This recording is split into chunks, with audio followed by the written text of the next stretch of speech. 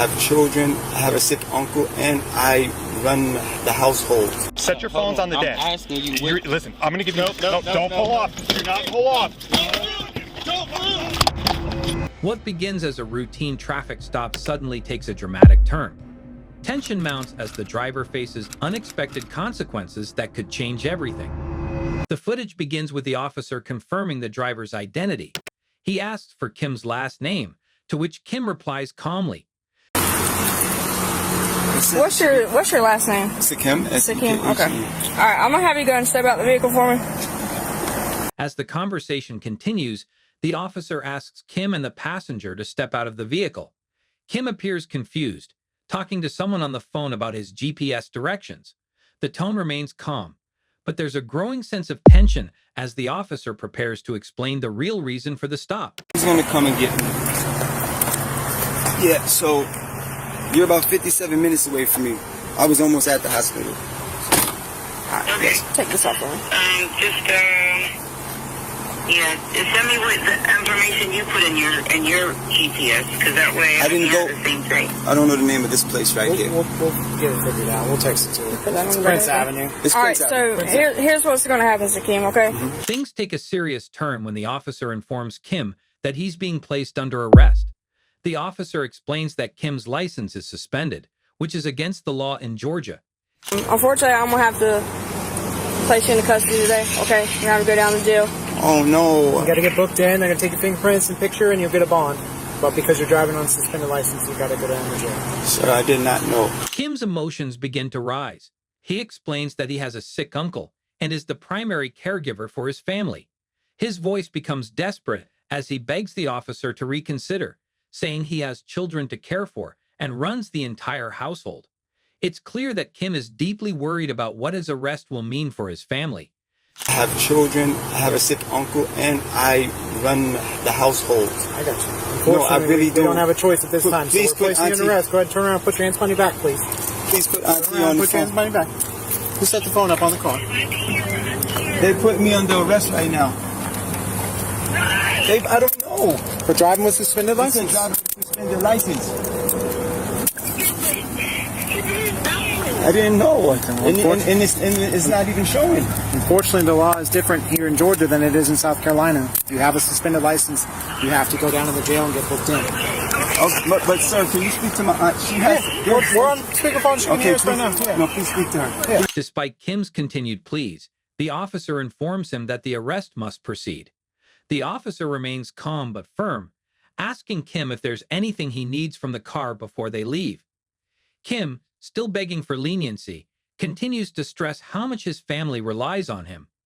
Only one that can help with my uncle that's sick in ICU right now. I'm sorry about that, but unfortunately, your son. Please, sir. You're driving a car without valid insurance. My son. You got that taken care of, but you're already driving a car without valid insurance. I won't drive. Registration. My cousin. We can't trust you not to drive. No, I swear to you, I'll walk away from my car. So we're going to walk you back to this other car. Please, sir. We're going to walk you to my partner's car. Come on. Sir, come on. Please, my aunt is old. She's 80 years old. Kim sits in the back of the police car, still trying to reason with the officer. He insists that he's not a criminal, asking why his license was suspended without his knowledge. The officer listens but tells him that he must be booked into jail, regardless of the circumstances. Kim is clearly upset and frustrated, still unable to comprehend the situation. Please. I will not. I swear, you can. Please check me. Okay. Please check everything on me. I'm going to search you incident to arrest. Huh? See where it says emergency 911? Yeah. Face towards that for me. Okay. Sir. Separate your feet out for me sir. a little bit. Nothing in your pockets, right? Sir, please. What all do you need out of your car? Sir, I have a child at the house that they cannot take care of. What all do you need out of your car? Sir, I beg you. I beg of y'all. I will not touch my car. You can take my keys out.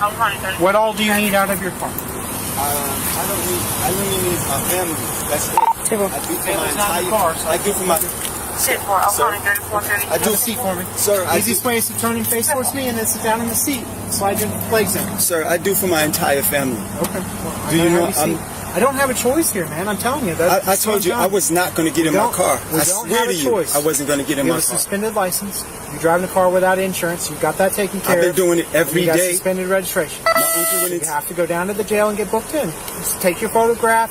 They're going to take your fingerprints. They'll give you a bond amount. You can bond out, and then you can get on the way up to the hospital. But you can't drive. Sir, So have a seat for okay, me, please. all right, may I speak after you? Have a seat for me, please. Are you going to Sit down, and then I'll listen to you. Okay, so what do you want to tell me? On everything, my aunt just had a stroke. My uncle just had a stroke 2.5 weeks ago. I'm here helping my family.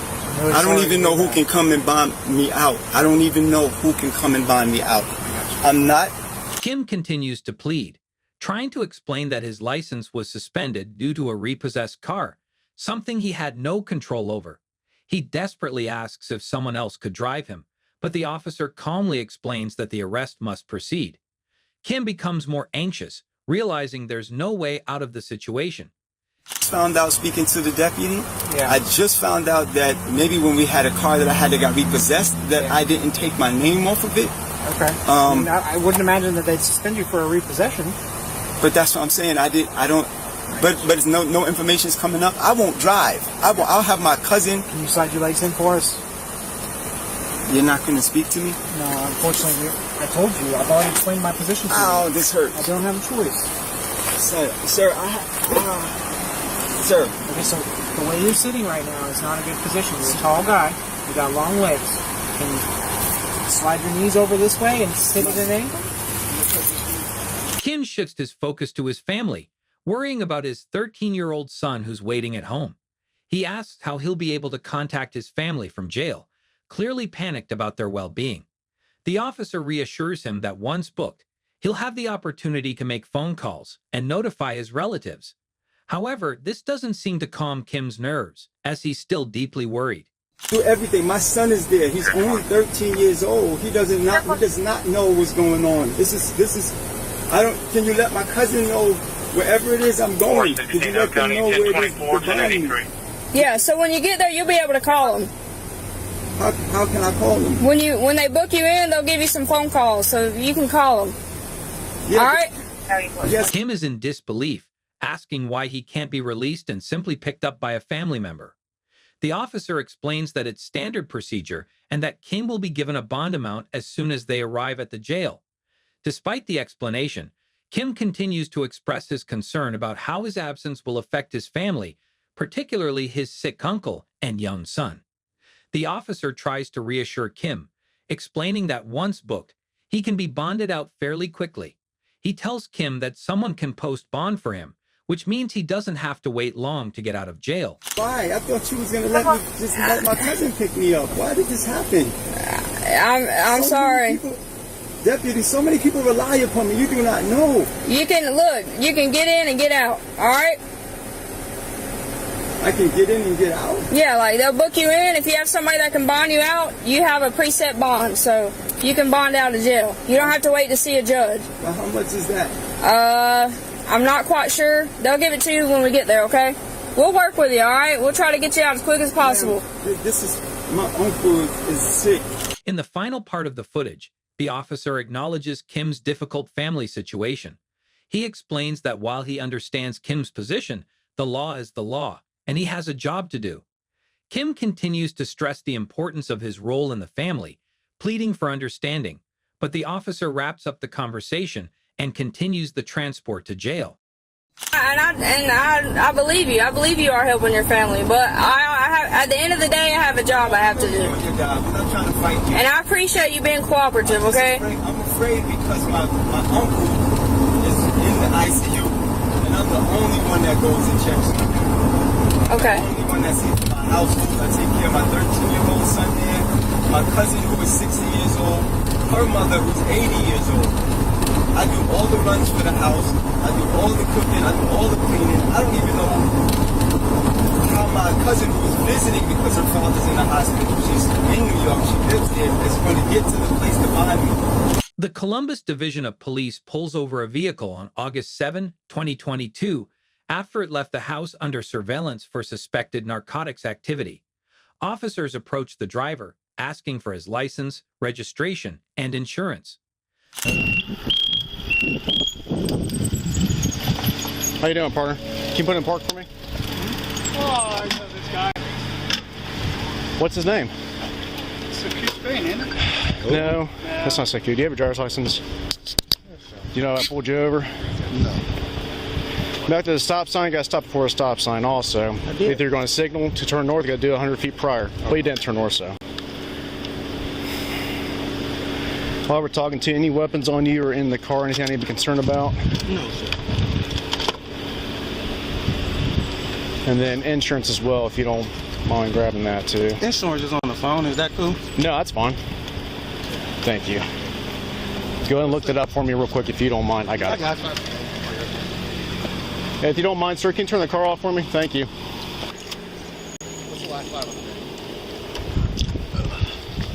The driver mentions that the car is a rental while his own is being worked on. The officer asks about any prior offenses and if there are any weapons in the vehicle. And it's a rental. My car's getting worked on. Rental. Okay. Yeah, the dealership gave me a rental while my car get worked on. Oh, they did? Okay. Yeah. What's your original car? A 2015 Jeep Grand Cherokee right there.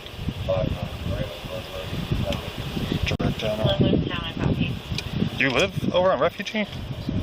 No, that's where my girl lives. Okay, that's where the car's registered to. Here you go. Have you ever been in trouble before for anything? Yeah, a long time ago. What was that for? Felonious assault. As a juvenile? Yeah. How old are you now? 29. 29? Okay. And that's the only thing since then? The felony assault? Pretty much. Was that with a gun, a knife, or just gun? So are you considered weapons on disability if you have a gun and all that stuff? Yeah. Like you're not allowed to have a gun anymore? No. Okay. And you said there's no guns on you or in the car, correct? Okay. The driver reveals he went to prison at age 16 for a gun offense. Officers continue questioning him, leading to suspicion of further illegal activity. How long did you do in prison for? 3 years. Got on the judicial release. So what age did you go in at? 16, 17. Oh, since you're in prison at 16? For the gun offense? Or it's felonious assault? That's for the assault. I got you.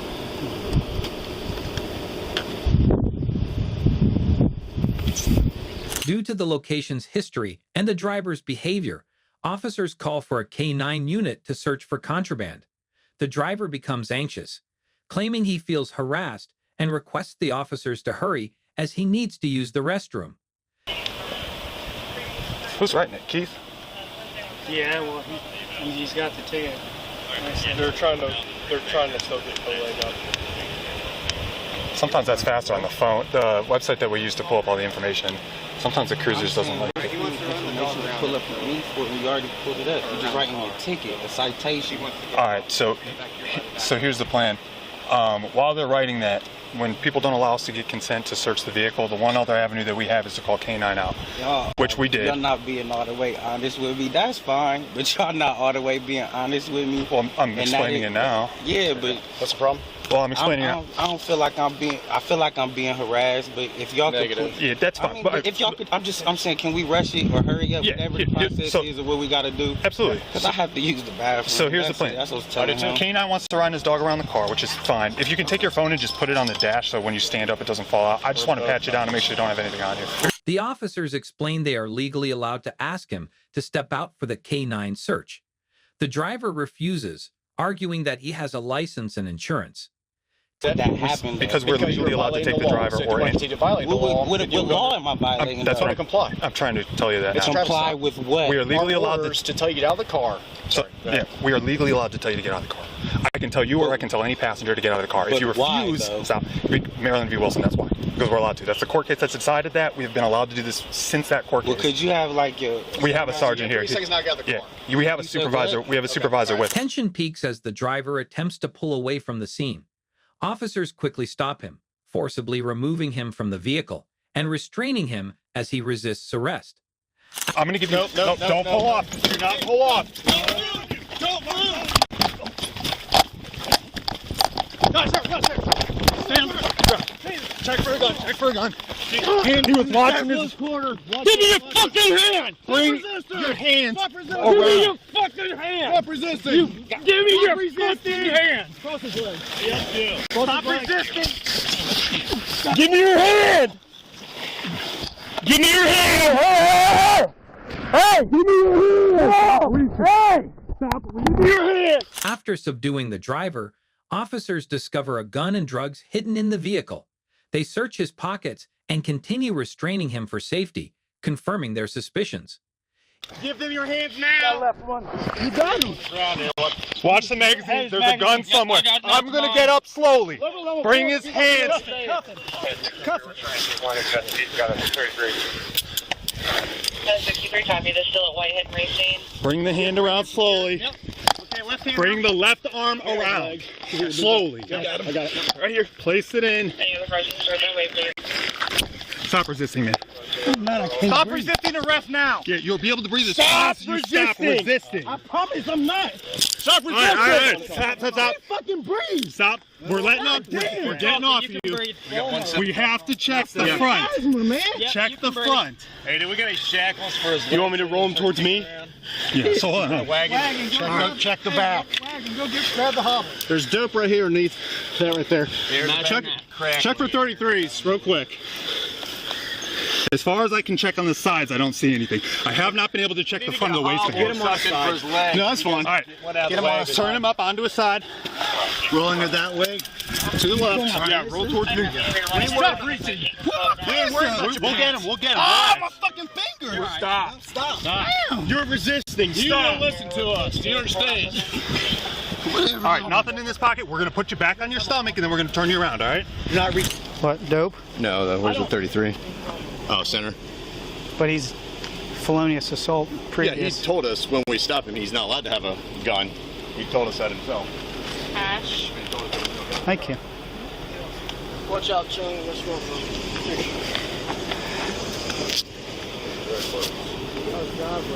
Center console. Yeah. I'll recover it here as soon as I put some real gloves on.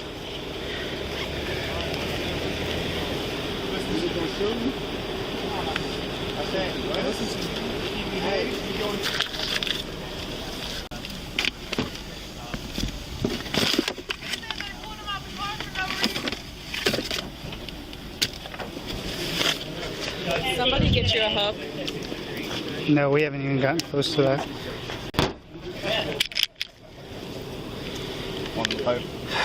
Yeah. Start with If you want to see more intense moments like this, don't forget to hit that subscribe button.